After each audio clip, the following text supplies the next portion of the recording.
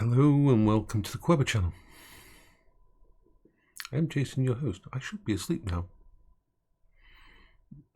I should have been asleep long ago. And I've been trying to get to sleep, and that's almost the worst thing you can do.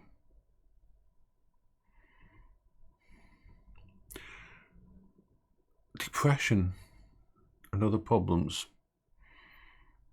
will tear into you. And it can be usually this. It's very simple situations that happen.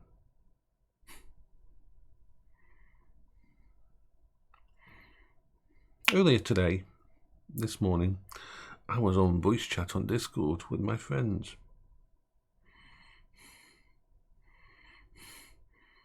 Eperdis and Tenacious.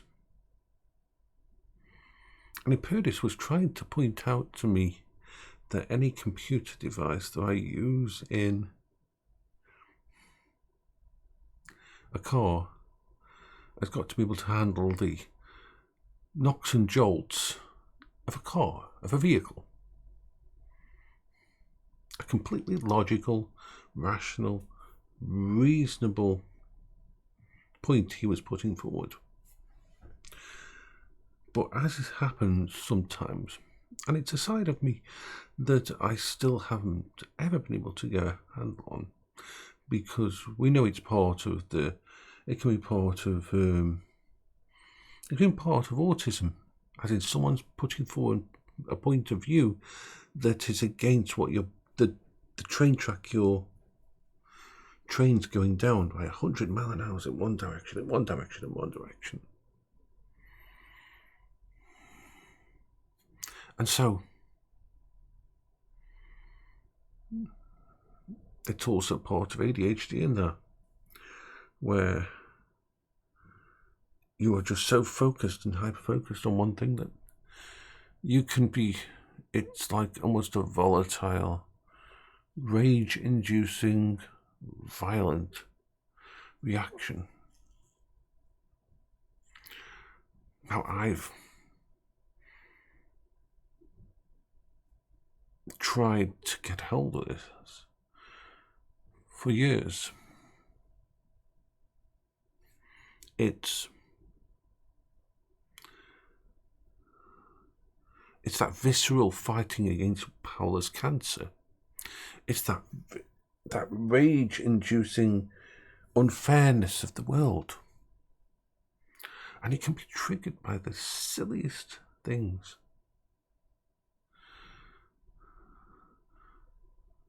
And the rationale is, oh yeah, just take a breath. Just step away. Just go in other directions. But instead, I had almost a visceral reaction to this idea. I belittled his opinion of what would happen, even though I knew I was right. He was right. My brain was so against even considering this thing, even though 30 seconds later, a minute later, yeah, I understood and that, and I could get my brain under control, and I could take a breath. And I know that Eperdis, my friend, understood it, what I'm like, and knows what happens. But it isn't the first time recently. It's like, yes, I was talking to another one of my friends, wonderful person, to do with AI, and he said about making songs, and my ritual reaction was, because he was doing something in a different way, and I thought there was an easier way, my brain started to go into a very horrible side.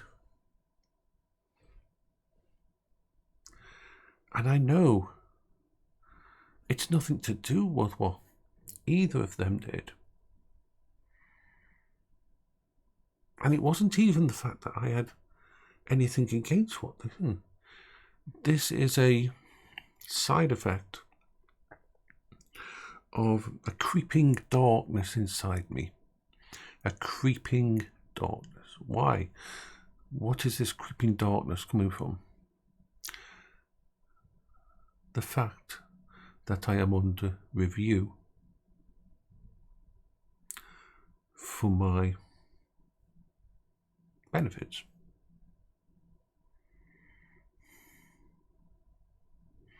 Now, I am nearly, I would say, 99% sure that the review is going to go my way and that, in fact, my benefits are going to increase because of all the stuff I deal with and all the stuff I face now. But that 10%, my depression, my bipolar, everything, every negative part of my brain is latching onto. And creating a fear,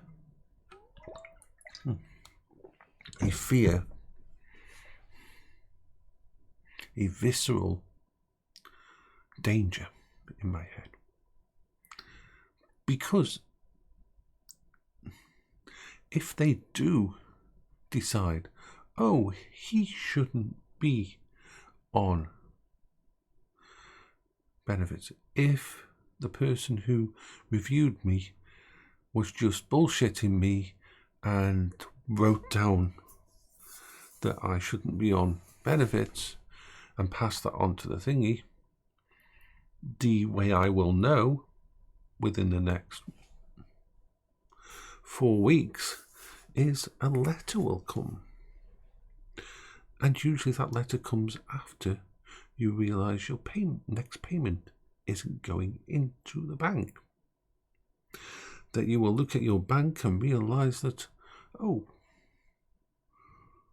why is all my stuff bouncing? Why is all my direct debits just not going out? And why am I at 0.3 pence?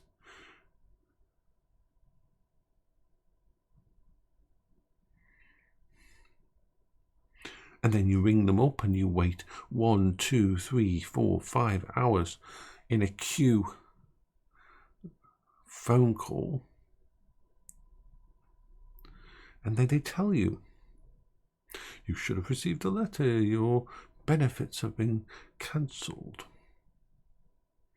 And then you have to appeal. Or then you can ask for a mandated review and they have to relook at it again. And then you have to go to appeal. So even though I am 90%, I would say 90% sure that not only is everything going to go okay, but my benefits going to be increased.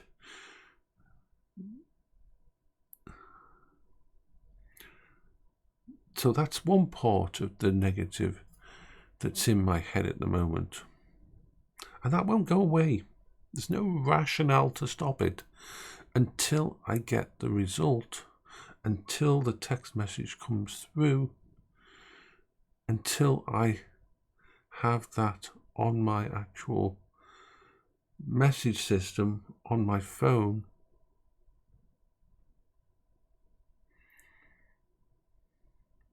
There's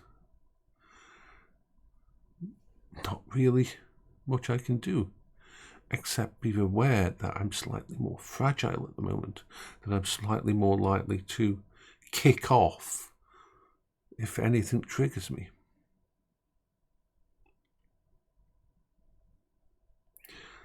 And then there's the other part to it.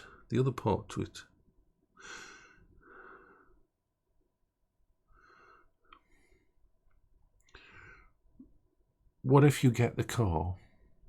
What if everything goes well and you get the car and you have it all set up outside your house, and then you realise that no one you know is willing to take you out in that car?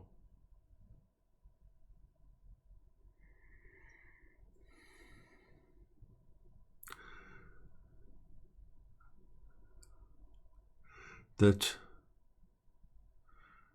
no one's coming to help you. Why would they? They've got lives, they've got jobs, they've got things to do themselves. Why would they pop up to your house and take you out for a day? Why would they through something like that. See, I know that I have got possibilities. I know that I have got all these possibilities, but the depression, the bipolar, and all the other problems latch on to things like that.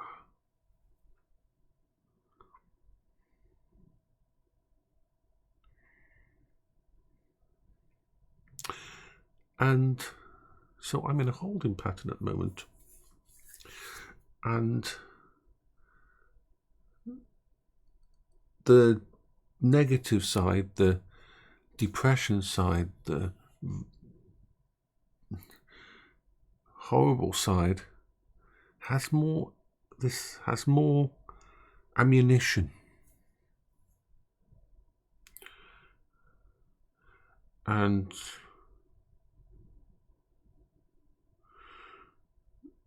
I try very, very hard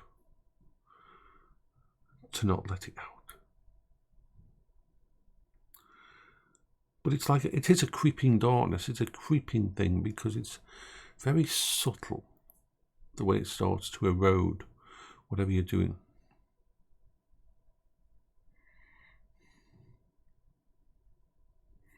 And it's not my friend's fault in any way, shape or form.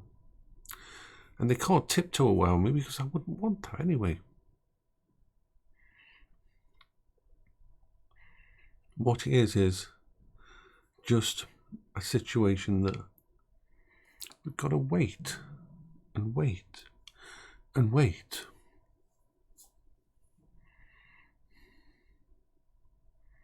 Until I get a message from them.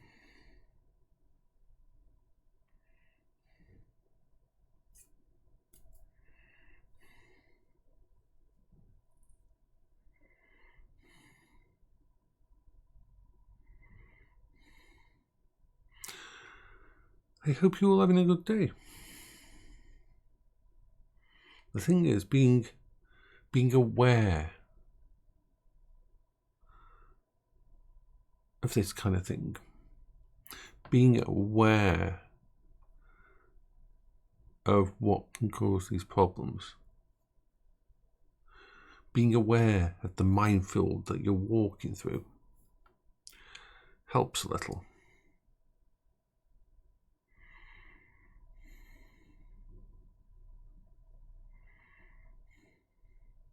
So I hope you all have a wonderful day.